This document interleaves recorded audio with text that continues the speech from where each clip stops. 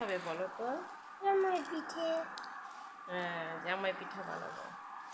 আমি এখানে পানি দিয়ে ভিজিয়ে দিচ্ছি। এটা 1 ঘন্টা ভিজে থাকবে। 1 ঘন্টা ভিজে থাকার পরে তারপরে আমরা এগুলোরে ব্লেন্ড করে নেব। ধুয়েও না, থাক এভাবে ভিজা থাক, তারপর সুন্দর করে ধুয়ে নেব। আসসালামু আলাইকুম, সবাই কেমন আছেন? বিকালের নাস্তায় ঝটপট কিছু বানাতে চান অথচ ভেবে পাচ্ছেন না কি বানাবেন, তাহলে এই পিঠাটি হবে আপনার জন্য সবথেকে সহজ সিদ্ধান্ত। নাম হচ্ছে জামাই পিঠা। হ্যাঁ, ঘরে যদি সামান্য কিছু উপকরণ থাকে তাহলে সেটা দিয়েই ঝটপট বানিয়ে ফেলতে পারবেন সহজ মজাদার ক্রিপসি এই জামাই পিঠাগুলো। তার জন্য আগে থেকে যদি কিছু আতপ চাল ভিজিয়ে রাখতে পারেন তাহলে খুবই ভালো হয়। 1 ঘন্টা আগে সামান্য কিছু আতপ চাল ভিজিয়ে রাখবেন, তারপর সেটা ব্লেন্ডারে দিয়ে গুঁড়া করে নেবেন। গুঁড়া পানি দিয়ে গুঁড়া করলেও সমস্যা নাই, কারণ এটা পানি দিয়েই গোলা তৈরি করে নিতে হয়। তো যদি কারো ব্লেন্ডার না থাকে পাটায়ও বেটে নিতে পারেন। তো আমি এখানে চালের গুঁড়াটা ব্লেন্ডার করে নিয়েছি। তারপর এর মধ্যে সামান্য কিছু ময়দা দিয়ে, ডিম দিয়ে, চিনি দিয়ে আর একটু লবণ দিয়ে একটা ডো তৈরি করে নিলাম। বেশ, ডোটা ঠিক এরকম হবে, না মোটা না পাতলা, না ঘন না পাতলা।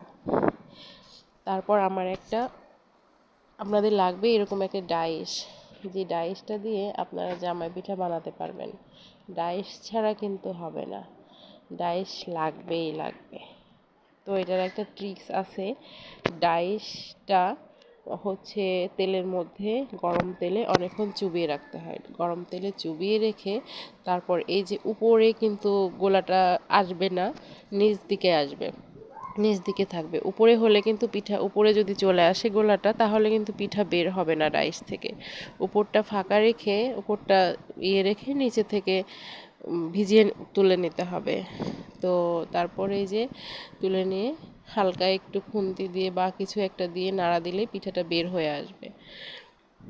এই পিঠাটা এত মজার, এত ক্রিপসি হয় আর এত অল্প সময় লাগে যে কি বলবো। আপনার হাতে সময় না থাকলেও আপনি এটা খুব তাড়াতাড়ি বানিয়ে ফেলতে পারবেন।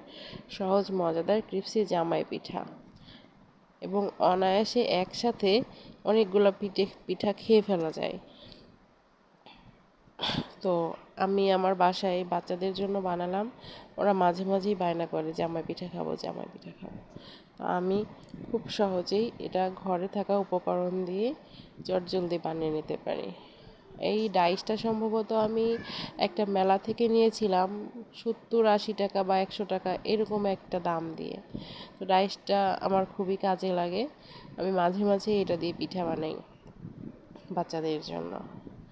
তো এই যে আমার পিঠা, অনেকগুলা পিঠা হয়েছিল, আমি সেগুলা পেটে চলে গেছে, ওগুলোর আর ছবি তুলতে পারি নাই।